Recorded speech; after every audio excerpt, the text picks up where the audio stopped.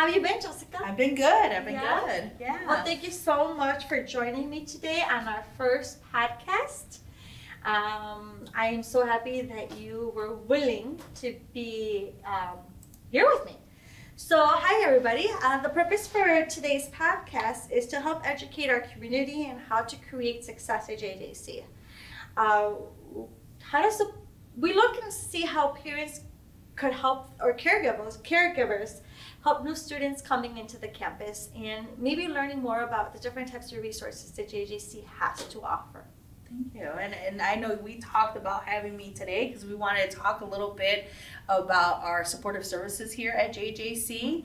I work in mental health, and I'll talk a little bit about myself, but I thank you so much for having me here. I look forward to talking to you, and I look forward to talking to everyone about some of the things we have here. Well, everybody, my name is Rosa Salazar. I am the Student Recruitment Coordinator for the Office of Admissions, and my job is to provide information about JJC and how a potential student could get started here. So I'm mostly at the high schools, community events, and I just do different presentations about getting started. And Jessica, what do you do at JJC? Yeah, so my name is Jessica Contreras. I am one of the student wellness advocates here at JJC. I'm a licensed mental health therapist, and so my role here is I provide mental health services to our students on campus, as well as workshops and presentations and anything that involves helping our students understand how to take care of themselves and their well-being and their mental health. Nice. Yeah. So Rosa, I know that, we've been talking about our roles here at JJC, but I know something about you too, about why we kind of thought this was a great opportunity for us to chit chat, right? So I know that you're a parent of a soon-to-be college student, your first college student, right? Yes. How has that experience been? How, what are some of the conversations you're having with her? How are you preparing for college? Well, Jessica, you know my daughter. You met her, and honestly, having that conversation with her right now is super hard. Okay. As a senior right now, her mentality is not trying to figure out what she wants to major in, and you would think it would be, by the way. So it's not about what I want to major in or where does she want to go to school. Her mentality right now, because she's all about her grades, is finishing high school. Mm-hmm. That truly is all that the girl is thinking about is, let me finish high school, Mom. You don't understand. I feel overwhelmed. I just want to get this year over with. Yeah. So it is kind of hard for me to try to have conversations with her, especially because this is what I do for a living. Mm-hmm. And not being able to have this conversation with my daughter now, hey, what are you going to do with your life? Where do you want to major in? Where do you want to go?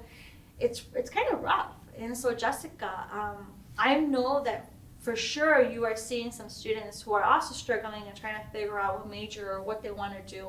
Yeah. So how are you helping a student navigate this through JJC, or what resources are available for them? Mm-hmm. And it is true. I see quite a bit of students in different levels, right? So sometimes students come to us because they feel pressure. They feel a lot of pressure to pick a major or pick a career that is going to obviously bring them some financial wealth, right? Maybe they all about the money it's nowadays. all about the money. Maybe they're trying to get their family out of a situation they're in, or they're the first one to come to college, so they feel kind of responsible to get the family out of the socioeconomic status that they're in. They want to pick, sometimes they feel pressure to pick the career or major that their parents are pushing because they want to make them proud, right? Sometimes they're in a career path or in a major that they don't want to be in, but mom, dad, brother, uncle, whoever is telling them, you need to do that. That's where the money's at, right? But that's not where their passion's at. And so one of the things I try to do first is normalize it, validate, I get it.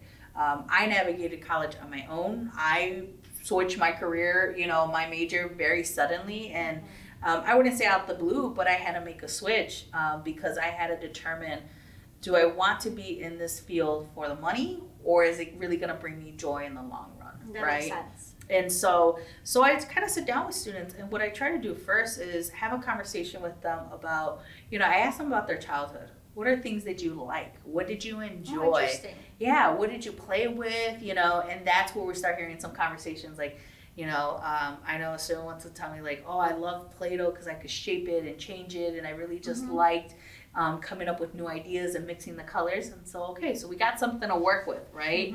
I asked about high school and what were things they were involved in. What are their strengths? What are things that they enjoy? And then from there, I find that the student is much calmer. The student it feels like I'm listening to them, that I'm getting to know them. And then what we do is we use some of that information, and I kind of direct them to the experts, right? Yeah. And the experts we have here is our career services. So we have career coaches that students can make an appointment with, and they're a great tool. Not only do they explore different career paths, but they help prepare, their resumes, prepare for interviews, internships. They'll also do assessments and questionnaires. So we'll also figure out type of career paths that will fit with them. Sometimes if students have a major in mind, they can talk about all the different career paths they could take, because some students don't realize that one career path may lead them to different career paths. That's right? True. That's true. So it is something that not only do they have services with us to kind of do some of that deeper exploration, but then they can take the things that they discover about themselves, take it to career services, and then get those skills that they need from there. So. Well, Jessica, you brought up a really good point. You mentioned career services. Is that service free, the department free, or is there a cost for someone to go seek them out? No, so actually it's free. Our services are free as well. Oh, okay, good to know. We got a lot of free options, a lot of free yes. things here at JJC. And really the goal is to support our students, right? To get them to where they want to be. And the great thing about career services is that if you are an alum of JJC, came to JJC, you can still use their services too. And we see students from all walks of life, right? So it's new students fresh out of high school. It's students who decide to do a career change. It's students who, were in the workforce and decide they're ready to kind of take the next steps. You're never too old to explore a major, to explore a career. So that's where career services can definitely step in as well. Oh, interesting. That's really good to know. So Rosa, tell me a little bit.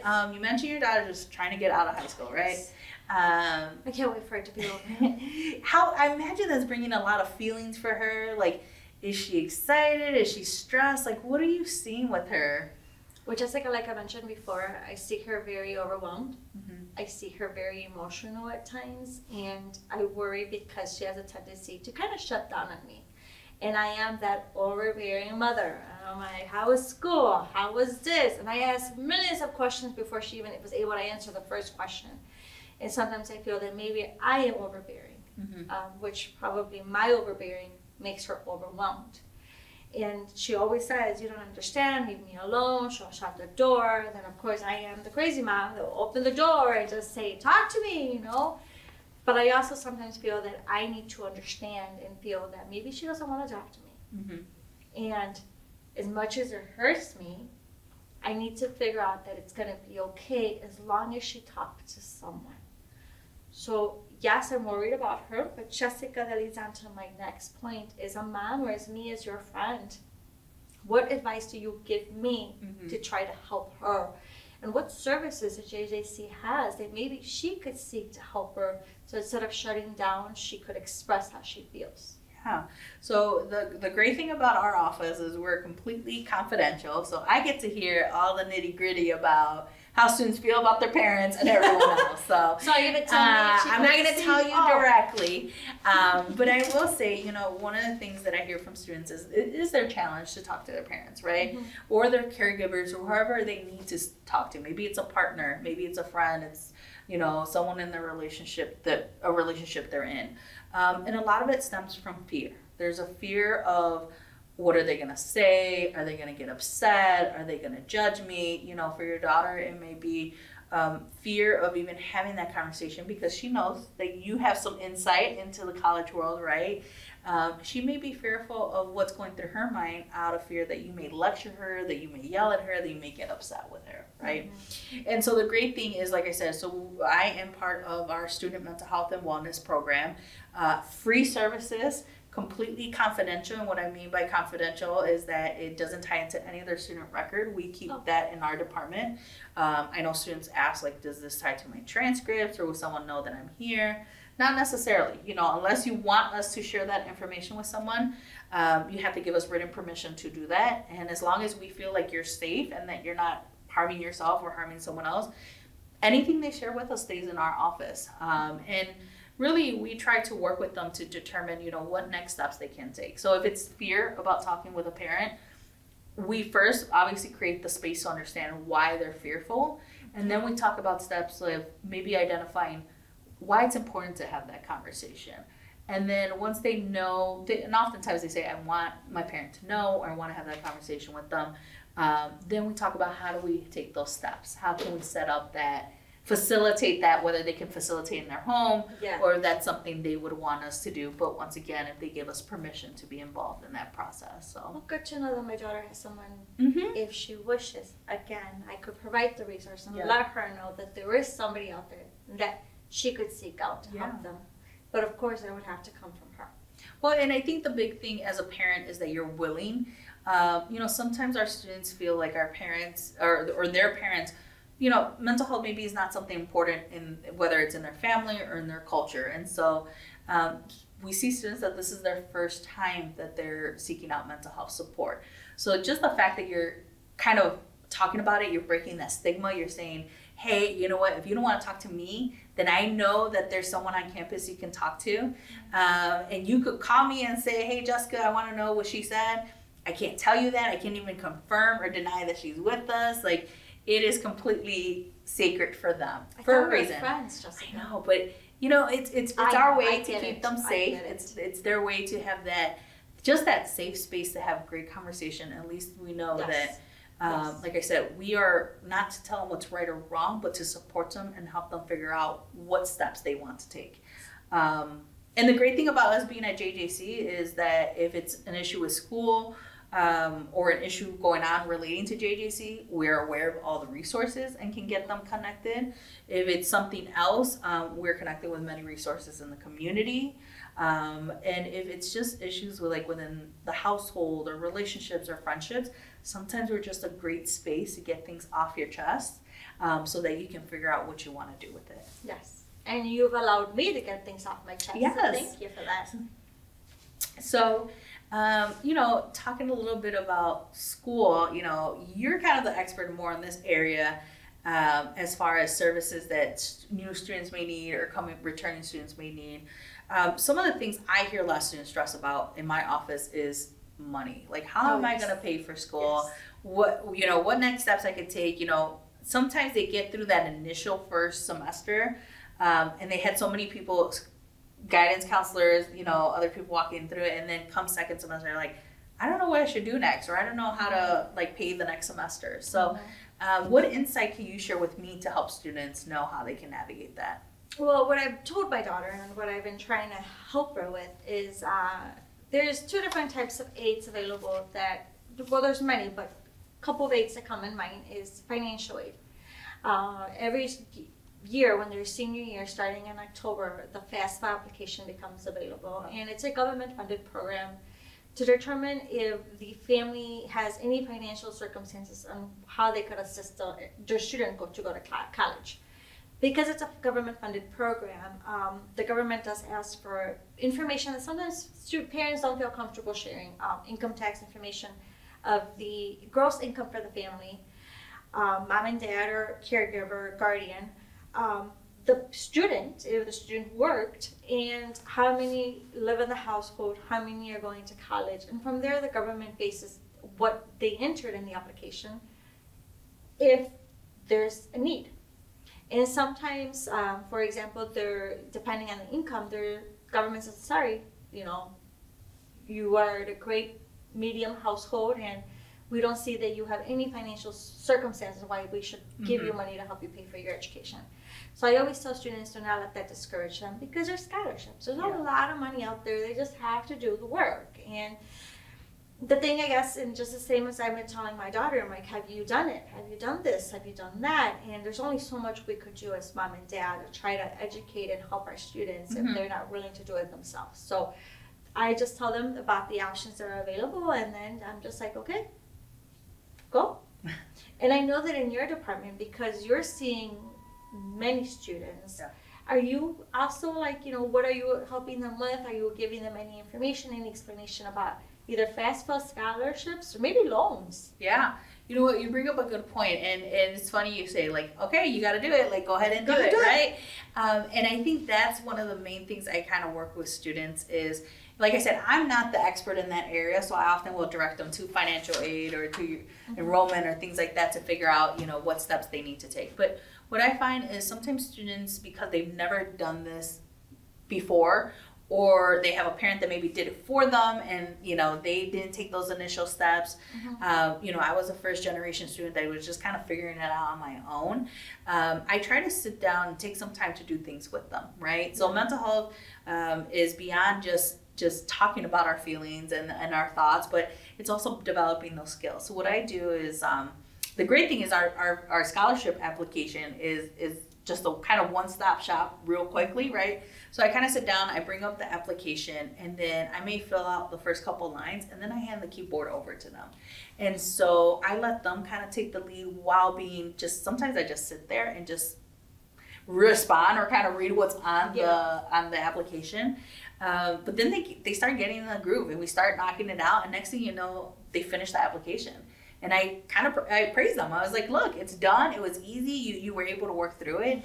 And so I feel like the student then, they themselves become proud and like, oh, that wasn't that bad. And I'm like, because the initial thought is scary.